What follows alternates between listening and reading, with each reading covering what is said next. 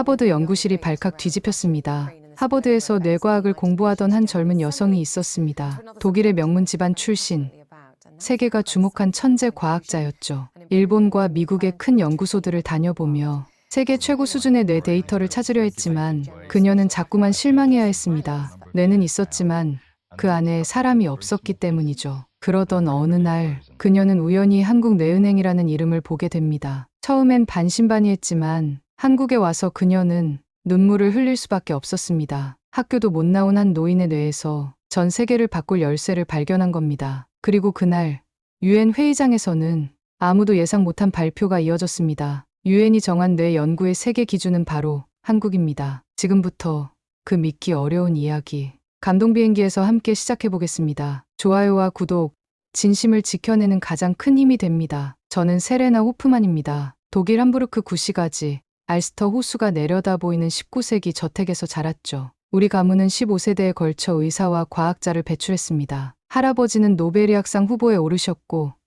아버지는 독일 최고 신경외과 의사예요. 하버드 의대 박사과정에 입학했을 때 모두가 당연하다는 듯 축하해줬습니다. 하지만 그건 제 인생의 무게를 더 무겁게 만들었어요. 가문의 기대, 교수님들의 시선, 동료들의 부러움, 모든 것이 저를 옥죄었죠. 세레나, 이번 연구 결과는 내 커리어를 결정짓게 될 거야. 지도교수 스미스 박사의 말이 귓가에 맴돌았습니다. 저는 신경퇴행성 질환, 특히 알츠하이머병 연구에 집중하고 있었어요. 할머니가 그 병으로 돌아가셨거든요. 어린 시절 할머니가 제 이름을 잊어가는 모습을 지켜봤습니다. 그때 결심했죠. 이 병을 정복하겠다고. 연구실에서 밤을 새우는 날이 많았어요. 데이터를 분석하고 논문을 쓰고 실험을 반복했습니다. 동료들은 하나둘 떠났지만 저는 남았죠. 제 연구가 세계적으로 주목받기 시작했을 때 스미스 박사는 저를 연구실로 불렀습니다. 세레나, 유엔에서 연락이 왔어. 국제 뇌표준화 프로젝트에 참여해달라고. 그 순간 제 심장이 빠르게 뛰었어요. 유엔이 주도하는 이 프로젝트는 전 세계 뇌 연구의 방향을 결정할 중요한 일이었습니다. 저는 잠시 망설였죠. 제 연구를 중단해야 했으니까요. 정말 저를 선택한 건가요? 물론이지. 내 논문이 지난달 네이처에 실렸잖아. 전 세계에서 가장 젊은 신경과학자 중 한 명으로 꼽히고 있어. 제 임무는 명확했습니다. 전 세계에서 가장 정밀한 뇌 데이터를 찾는 것. 알츠하이머와 같은 뇌질환 연구의 국제 표준을 만드는 일이었죠. 연구실로 돌아와 짐을 정리하면서 컴퓨터에 저장된 데이터를 살펴봤어요. 수천 개의 뇌 스캔 이미지, 수십 개의 실험 결과. 하지만 무언가 부족하다고 느꼈습니다. 인간의 뇌는 너무 복잡해요. 단순한 이미지와 수치만으로 이해할 수 있는 게 아니죠. 세레나, 행운을 빌어. 연구실 동료 제임스가 말했습니다. 고마워. 하지만 행운보다 더 많은 게 필요할 것 같아. 저는 제 책상을 정리하며 오래된 사진 한 장을 발견했어요. 할머니와 함께 찍은 사진이었습니다. 할머니는 웃고 계셨지만 그 눈빛에는 이미 혼란이 깃들어 있었죠. 사진을 가방에 넣으며 다짐했습니다. 할머니,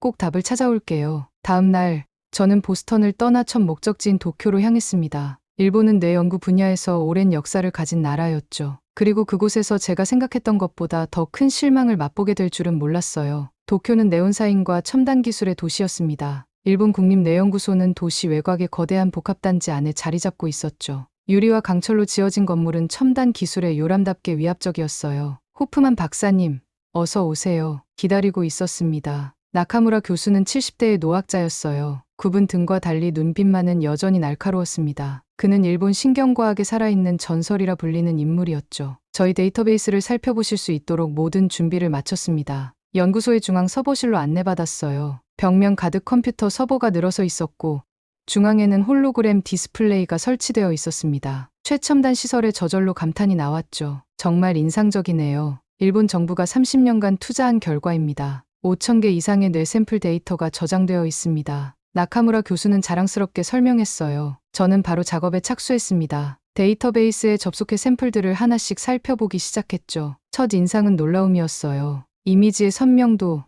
데이터의 양, 모든 것이 완벽해 보였습니다. 하지만 며칠이 지나자 문제점들이 드러나기 시작했어요. 데이터는 풍부했지만 정작 중요한 정보가 빠져 있었습니다. 기증자의 생활습관, 감정 상태, 인지 능력 변화 같은 질적 정보들이 거의 없었죠. 나카무라 교수님, 이 샘플의 기증자는 어떤 사람이었나요? 직업이나 생활습관 같은 정보가 필요합니다. 그런 정보는 수집하지 않았습니다. 과학적으로 의미 있는 데이터만 보존했죠. 저는 당혹스러웠어요. 뇌는 단순한 생물학적 장기가 아닙니다. 그 사람의 삶, 경험, 감정이 모두 담긴 복잡한 네트워크예요. 맥락 없는 데이터는 반쪽짜리 퍼즐과 같았죠. 이걸로는 충분하지 않습니다. 알츠하이머 같은 질환은 단순히 뇌 구조만으로 이해할 수 없어요. 사람의 삶 전체를 봐야 합니다. 나카무라 교수는 못마땅한 표정을 지었어요. 그의 눈빛에서 자존심이 상한 것을 느낄 수 있었습니다. 서양 학자들은 항상 그렇게 주관적인 것들을 중요시하더군요. 과학은 객관적이어야 합니다. 논쟁은 무의미했어요. 일주일 후 저는 실망을 안고 도쿄를 떠났습니다. 다음 목적지는 미국 메릴랜드주의 NIH 국립보건원이었죠. 세레나, 다시 만나 반갑네. 존스 박사는 제가 하버드에 있을 때 몇 번 강연을 들었던 석학이었어요. 그는 미국 최대 규모의 뇌 데이터베이스를 관리하고 있었습니다. NIH의 데이터는 일본과는 달라. 우리는 사회적 요소도 포함시켰거든. 희망을 품고 데이터를 검토했지만 이번에도 실망은 피할 수 없었어요. 미국의 데이터는 일본보다 포괄적이었지만 체계성이 부족했습니다. 표준화되지 않은 정보, 누락된 데이터, 불일치한 형식들이 너무 많았죠. 존스 박사님, 이 데이터로는 국제 표준을 만들 수 없어요. 너무 불규칙적이고 샘플링 바이어스도 크네요. 그렇게 완벽한 데이터는 존재하지 않아. 세레나, 현실적으로 생각해. 저는 좌절감에 사로잡혔어요. 세계 최고라는 두 연구소에서 모두 실패했습니다. 호텔 방으로 돌아와 노트북을 펼쳤죠. 유엔에 보낼 중간 보고서를 작성해야 했어요. 현재까지 검토한 데이터베이스는 국제 표준으로 사용하기에 부적합합니다. 정밀도와 일관성이 부족하며 타이핑을 멈추고 창밖을 바라봤습니다. 워싱턴의 밤하늘에는 별이 거의 보이지 않았어요. 고향 함부르크의 맑은 하늘이 그리워졌죠. 이건 샘플이 아니라 사람이에요. 그 순간 이메일 알림음이 울렸습니다. 발신자는 모르는 이름이었어요. 김준호라는 서울대학교 교수님이었죠. 이메일을 열어보니 단 한 줄의 메시지가 있었습니다. 한국서울대 뇌은행 검토해보시겠습니까? 처음에는 무시하려 했어요. 연구 일정은 이미 빡빡했고 한국은 계획에 없었습니다. 작은 아시아 국가, 신경과학 분야에서는 잘 알려지지 않은 나라였죠. 하지만 첨부된 소개 자료에 눈길이 갔어요. 기증자 삶의 기록까지 함께 보존, 호기심에 자료를 열어봤습니다. 그리고 그 순간 제 심장이 빠르게 뛰기 시작했어요. 첨부 파일을 열자마자 저는 화면에서 눈을 떼지 못했습니다. 한국 뇌은행의 접근 방식은 제가 지금까지 본 어떤 것과도 달랐어요. 단순한 뇌 조직 샘플링이 아니라 기증자의 생애 전체를 기록하는 시스템이었죠.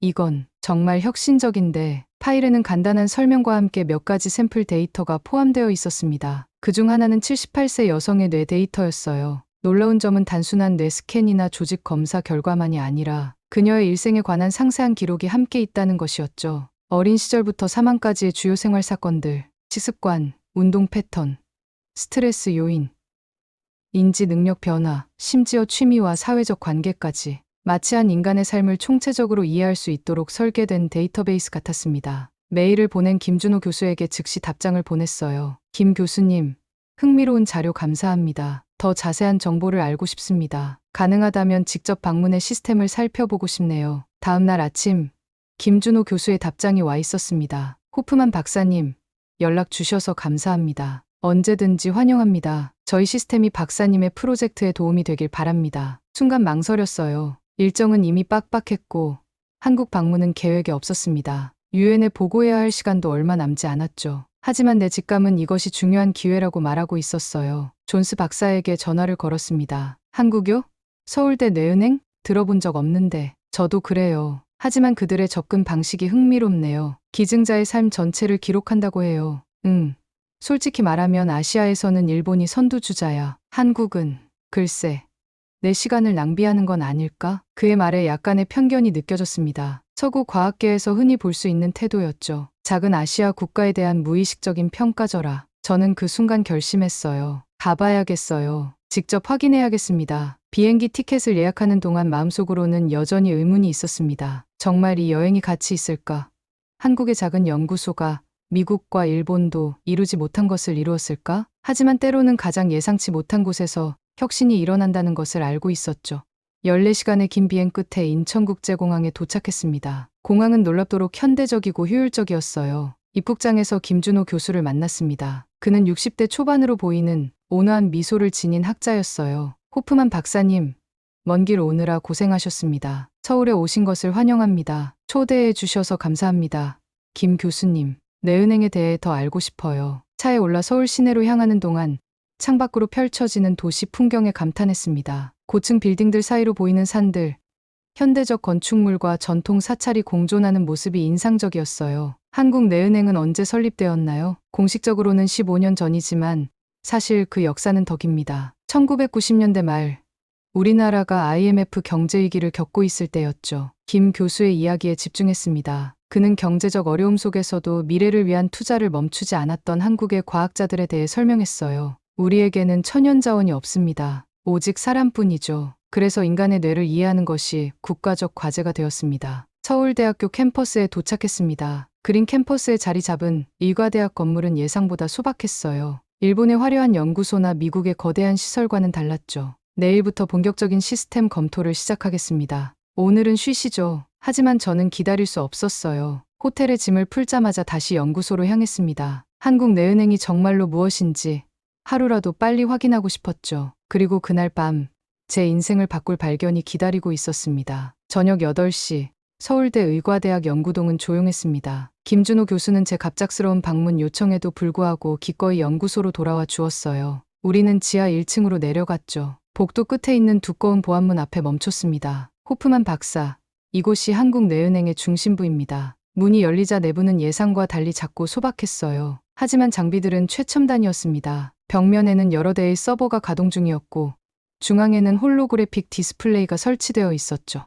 지금 보시는 건 우리의 디지털 뇌 매핑 시스템입니다. 김 교수가 터치패드를 조작하자 공중에 3D 이미지가 나타났어요. 사람의 뇌가 공중에 떠 있는 듯한 모습이었습니다. 이것은 기증자 1458번의 뇌입니다. 68세 남성, 초등학교 교사였죠. 이미지는 단순한 정적인 뇌 구조가 아니었어요. 신경망이 빛나는 선으로 표현되어 있었고 색상별로 다른 뇌 활동을 나타내고 있었습니다. 놀라운 점은 이 이미지가 시간에 따라 변화한다는 것이었죠. 이건 실시간 시뮬레이션인가요? 맞습니다. 기증자의 일생 동안 수집된 데이터를 바탕으로 뇌의 변화를 재구성한 것이죠. 김 교수는 옆방으로 저를 안내했어요. 그곳은 작은 아카이브실이었습니다. 벽면에는 수천 개의 디지털 파일이 정리되어 있었죠. 우리는 기증자를 단순한 샘플 제공자로 보지 않습니다. 그들은 우리의 파트너예요. 김 교수가 하나의 파일을 열었습니다. 건강 기록부터 시작해 식습관, 수면 패턴, 스트레스 요인, 인지 능력 테스트 결과, 심지어 일기 발췌문까지 있었어요. 기증자들은 특별한 웨어러블 기기를 착용합니다. 24시간 뇌 활동을 모니터링하죠. 3개월마다 정밀 검사를 받고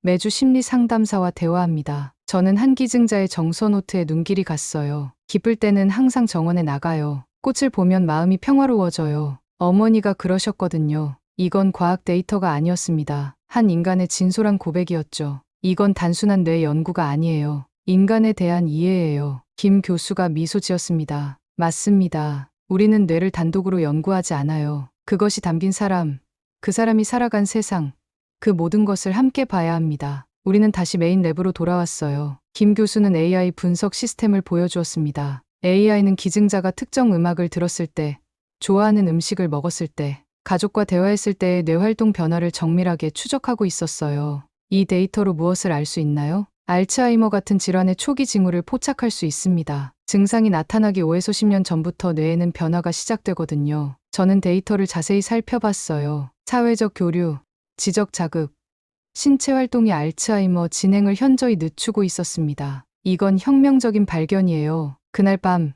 연구소를 나오면서 머릿속이 복잡했어요. 제가 본 것은 단순한 과학적 데이터베이스가 아니었습니다. 그것은 인간 존재의 본질에 대한 깊은 통찰이었죠. 다음 날 아침, 저는 서울대 내은행으로 향했습니다. 어젯밤 본 것들이 머릿속에서 맴돌았어요. 한국의 접근 방식은 제가 알던 신경과학의 패러다임을 완전히 바꿔놓고 있었죠. 김준호 교수는 이미 연구실에서 저를 기다리고 있었습니다. 그의 옆에는 젊은 여성 연구원이 있었어요. 박지연 박사입니다. 우리 팀의 데이터 분석 전문가죠. 박 박사는 공손하게 인사했습니다. 그녀는 태블릿을 들고 있었어요. 오늘은 실제 사례를 함께 분석해 보겠습니다. 특별한 케이스를 준비했어요. 그들은 저를 데이터 분석실로 안내했습니다. 대형 스크린에 기증자 2711이라는 코드와 함께한 노인의 뇌 이미지가 나타났어요. 이분은 87세에 돌아가신 여성입니다. 특이한 점은 인지 능력이 또래보다 월등히 높았다는 거예요. 박 박사가 화면을 조작하자 뇌의 여러 영역이 밝은색으로 빛났습니다. 특히 학습과 기억을 담당하는 부분이 놀랍도록 활성화되어 있었어요. 이분의 해마 영역을 보세요. 87세라고 믿기 어려울 정도로 건강합니다. 저는 데이터를 자세히 살펴봤어요. 일반적으로 노화에 따라 해마는 크기가 줄어들고 기능이 저하되지만 이 기증자의 해마는 60대 초반 수준을 유지하고 있었습니다. 놀랍네요. 이분은 어떤 삶을 사셨나요? 김 교수는 기증자의 생애 기록을 열었어요. 그녀는 1934년 경상북도의 작은 마을에서 태어났습니다. 일제강점기와 한국전쟁을 겪었고 정규 교육은 초등학교 2학년에서 중단되었어요. 학교에 거의 다니지 못하셨군요. 네. 하지만 이분의 학습 의지는 놀라웠습니다. 60세에 문해교육 프로그램에 참여하셨고 70세에는 독서 모임을 만드셨어요. 박 박사가 기증자의 정서 노트를 화면에 띄웠습니다. 그 속에는 노인의 육성이 담겨 있었어요. 초등학교도 못 나왔지만 손자한테 글 가르쳐 주는 게 내 행복이었어요. 내가 못 배운 한이 있으니까 우리 손주는 꼭 배우게 하고 싶었지. 저는 눈물이 차오르는 것을 느꼈습니다. 공부할 기회를 잃었지만 평생 학습에 대한 열정을 잃지 않은 한 여성의 이야기였어요. 기록지를 조용히 접으며 감정을 추스렸죠. 이분의 뇌가 특별한 이유를 이제 알겠어요. 김 교수가 고개를 끄덕였습니다. 인지 예비력이라고 합니다. 지속적인 정신활동이 뇌의 노화를 늦추는 현상이죠. 이분은 그 완벽한 사례예요. 박 박사가 추가 데이터를 보여주었습니다. 기증자가 매일 손주에게 책을 읽어줄 때 매일 보상 중추가 강하게 활성화되는 모습이었어요. 이 데이터는 매우 중요합니다. 학습 그 자체가 아니라 사랑하는 사람과 지식을 나누는 행위가 뇌에 긍정적 영향을 미쳤다는 증거예요. 저는 깊은 숨을 내쉬었습니다. 이것은 단순한 과학적 발견을 넘어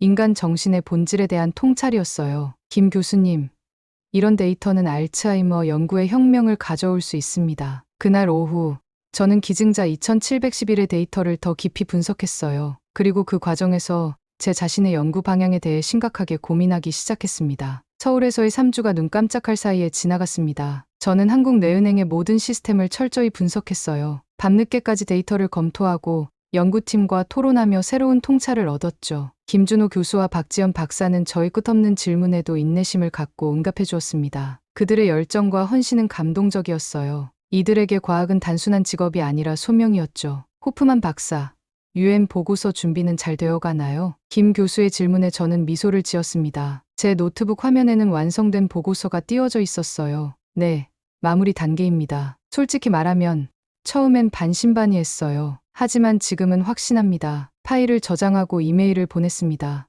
UN 국제뇌표준화위원회 전체 회원들에게요. 제목은 간단했어요. 한국내은행 시스템 새로운 국제표준 제안.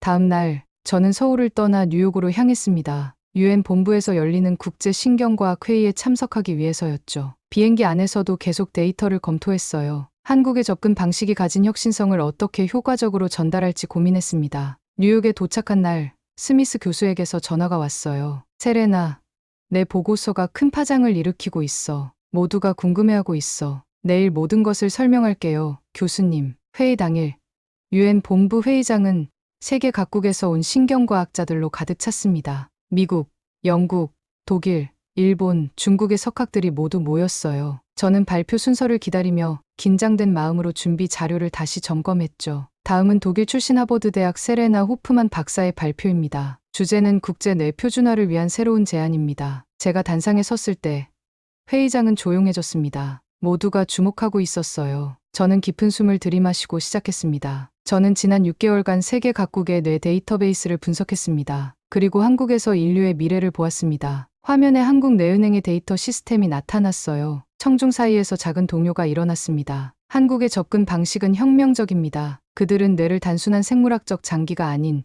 한 인간의 전체 삶이 담긴 이야기로 봅니다. 저는 기증자 2711의 사례를 보여주었어요. 교육을 받지 못했지만 평생 학습에 대한 열정을 잃지 않았던 노인의 이야기, 그리고 그 열정이 어떻게 그녀의 뇌를 젊게 유지했는지에 대한 데이터였죠. 이것은 단순한 상관관계가 아닙니다. 인과관계예요. 한국 연구진은 10년 이상의 종단 연구를 통해 사회적 연결과 지적 자극이 알츠하이머 진행을 늦춘다는 사실을 증명했습니다. 회의장에는 놀라움의 물결이 일었어요. 특히 일본과 미국 대표단의 표정이 굳어졌습니다. 한국의 시스템을 국제 표준으로 채택할 것을 제안합니다. 이 접근 방식은 알츠하이머 연구에 혁명적 변화를 가져올 것입니다. 질의응답 시간, 많은 질문이 쏟아졌어요. 특히 일본 대표의 질문은 날카로웠습니다. 호프만 박사, 한국의 샘플 수는 우리보다 훨씬 적습니다. 어떻게 더 신뢰할 수 있나요? 수가 아니라 질입니다. 한국의 데이터는 깊이가 다릅니다. 토론은 4시간 넘게 계속되었어요. 하지만 결국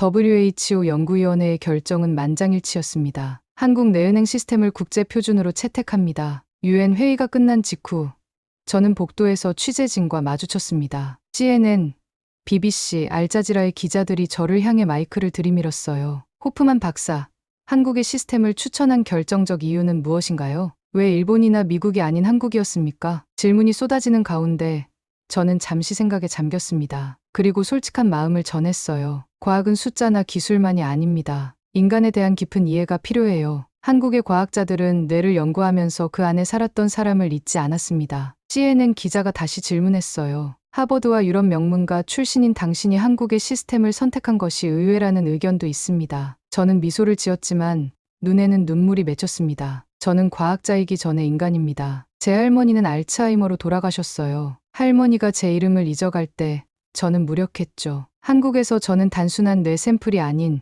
한 인간의 이야기를 보았습니다. 그 순간 깨달았어요. 이것이 진정한 과학이라는 것을. 다음 날 아침 CNN은 특별 보도를 내보냈습니다. 제목은 세레나의 눈물이었어요. 독일 명문가 출신, 하버드의 천재 연구자. 그런 그녀가 한국의 연구실에서 울었다. 이유는 단 하나, 사람을 위한 과학이 존재했기 때문이었다. 보도는 전 세계적인 반향을 일으켰습니다. 특히 한국은 축제 분위기였어요. 작은 아시아 국가가 신경과학 분야의 세계 표준을 세웠다는 자부심이 넘쳤죠. 저는 보스턴으로 돌아와 연구실에 앉았습니다. 동료들이 축하해 주었지만 마음속으로는 이미 다른 생각이 자리 잡고 있었어요. 한국에서의 경험은 제 인생관을 완전히 바꿔놓았습니다. 그날 저녁, 스미스 교수가 연구실을 찾아왔어요. 세레나, 내가 자랑스럽구나. 넌 이제 세계적인 과학자가 되었어. 감사합니다, 교수님. 하지만 저에게는 아직 할 일이 남았어요. 무슨 뜻이지? 알츠하이머 치료제 개발을 계속하고 싶습니다. 한국 연구진과 함께요. 스미스 교수의 표정이 굳어졌습니다. 한국에서 하버드에 남으면 어떤 기회든 열려 있어. 대형 제약회사들이 이미 너에게 관심을 보이고 있어. 저는 창밖을 바라보았어요. 보스턴의 가을 풍경이 아름다웠습니다. 하지만 제 마음은 이미 서울에 있었죠. 제가 본 가장 중요한 데이터는 한국에 있습니다. 그 데이터가 알츠하이머 치료의 열쇠가 될 거예요. 한 달 후, 저는 하버드에서의 박사 과정을 마쳤습니다. 졸업식 날, 아버지와 어머니가 독일에서 왔어요. 아버지는 항상 엄격했지만 그날은 달랐습니다. 내 선택을 존중한다. 세레나, 내가 한국에서 찾은 것이 그렇게 중요하다면 그곳으로 가거라. 어머니는 제 손을 꼭 잡았어요. 할머니가 살아계셨다면 정말 자랑스러워하셨을 거야. 졸업식 다음 날, 저는 제약회사 메가파마의 CEO를 만났습니다. 그는 저에게 연봉과 최첨단 연구시설을 제안했어요. 호프만 박사, 우리와 함께라면 5년 내에 획기적인 알츠하이머 치료제를 개발할 수 있습니다. 저는 감사의 마음을 전하며 제안을 거절했습니다. 그리고 다시 한국행 비행기에 올랐어요. 인천공항에 다시 발을 디뎠을 때 이상하게도 고향에 돌아온 것 같은 편안함이 느껴졌습니다. 김준호 교수가 공항에서 저를 기다리고 있었어요. 다시 오셨군요.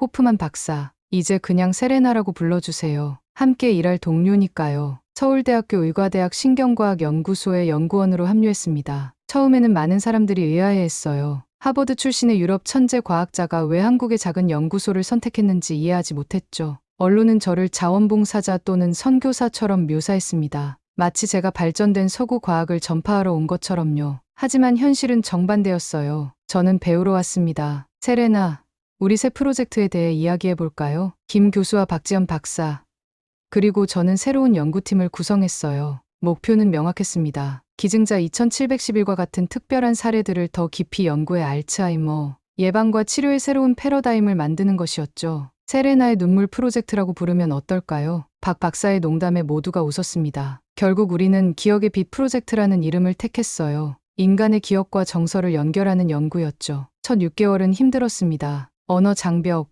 문화적 차이, 연구 방식의 차이가 있었어요. 때로는 좌절감도 느꼈죠. 하지만 점차 팀워크가 형성되었습니다. 세레나, 이 패턴을 봐요. 기증자들의 정서적 연결이 신경 재생과 직접적인 관련이 있어요. 박 박사가 발견한 데이터는 놀라웠어요. 사랑하는 사람과의 유대가 실제로 뇌의 구조를 변화시킨다는 증거였습니다. 단순한 이론이 아닌 측정 가능한 변화였죠. 우리는 이 데이터를 바탕으로 새로운 치료 접근법을 개발했어요. 약물과 인지 치료를 넘어 환자의 사회적 네트워크와 정서적 유대를 치료의 중심에 두는 방식이었습니다. 1년 후 우리의 첫 임상 시험이 시작되었어요. 초기 알츠하이머 환자 50명을 대상으로 했죠. 결과는 기대 이상이었습니다. 세레나, 믿기 어려운 결과예요. 환자의 70%가 인지 기능 저하가 멈췄어요. 이 성과는 전 세계 의학계의 주목을 받았습니다. 네이처 메디신에 발표된 우리의 논문은 2년간 가장 많이 인용된 연구가 되었어요. 연구소에는 세계 각국에서 과학자들이 방문하기 시작했습니다. 제가 왔을 때와는 반대로 이제는 서구 과학자들이 한국에서 배우러 오는 상황이 된 거죠. 어느 날 연구실에서 밤늦게 데이터를 분석하고 있을 때였습니다. 김준호 교수가 커피를 들고 들어왔어요. 아직도 일하고 있군요. 네, 조금만 더 하면 될 것 같아요. 김 교수는 옆자리에 앉았습니다. 세레나, 이제 한국이 어떤가요?